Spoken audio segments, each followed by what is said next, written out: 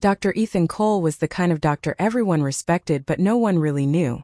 His white coat was always perfect, his diagnoses sharp, his schedule packed. People called him brilliant, dedicated, a machine. But behind his tired eyes was a man who hadn't laughed in months, hadn't visited his parents in years, hadn't taken a real day off since residency. He told himself, I'm saving lives. This is what matters. Everything else can wait. One rainy Tuesday he walked into room 407, expecting just another case. On the chart, Mia Thompson, 26. Stage 4 cancer. Palliative care. In his head, he prepared the usual gentle professional tone, the same rehearsed phrases he'd used 100 times. But when he opened the door, what he saw stopped him. The girl in the bed was laughing. She had an M4 in her arm, a scarf on her head, dark circles under her eyes, yet she was laughing at a silly cat video on her phone. Her mom sat beside her, rolling her eyes but smiling. The room didn't feel like a hospital room. It felt like a small, stubborn bubble of joy in a place built on pain. Hi, Mia, Ethan said, forcing his usual calm smile. I'm Dr. Cole. She looked up and grinned. Hey, Doc.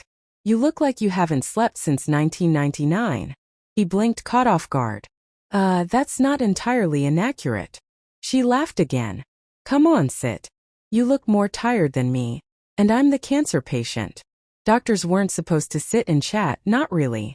But something about her tone, light, fearless, made him pull up the chair anyway.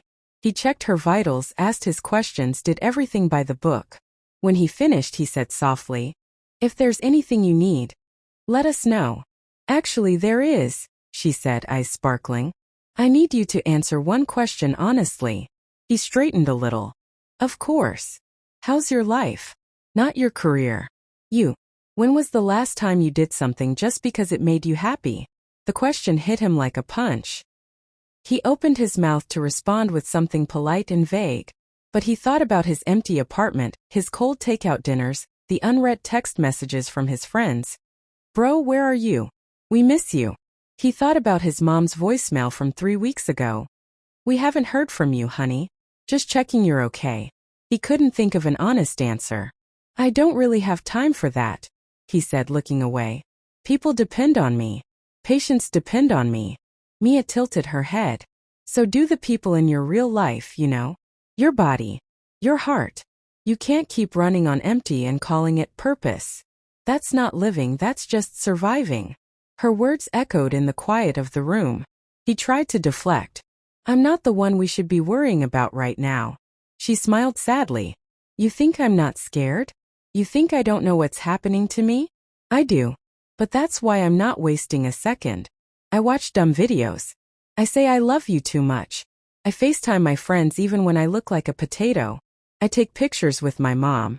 I eat dessert first. She shrugged. Because I don't know how many days I have left. The difference between you and me, Doc, is that you think you do. He felt something shift inside him.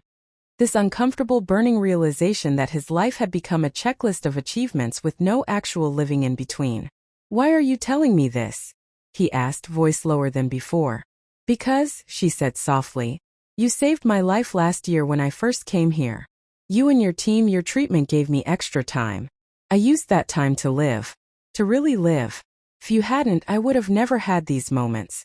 But now I see you and it looks like you're giving everyone else their life back. And losing your own in the process. That doesn't seem fair. He remembered her now.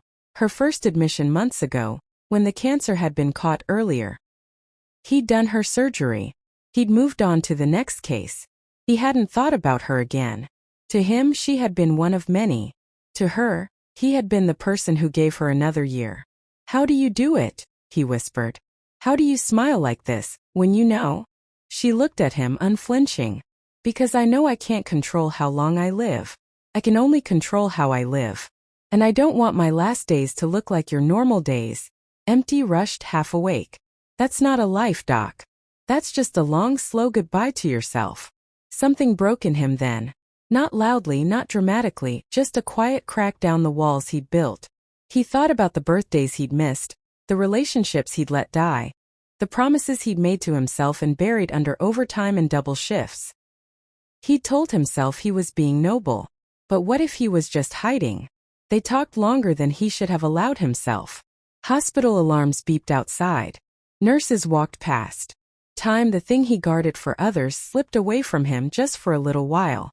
And for the first time in a long time, he didn't care. When he finally stood to leave, Mia held out her hand. "One more prescription, Doc," she said playfully. He smiled. "For you." "Nope.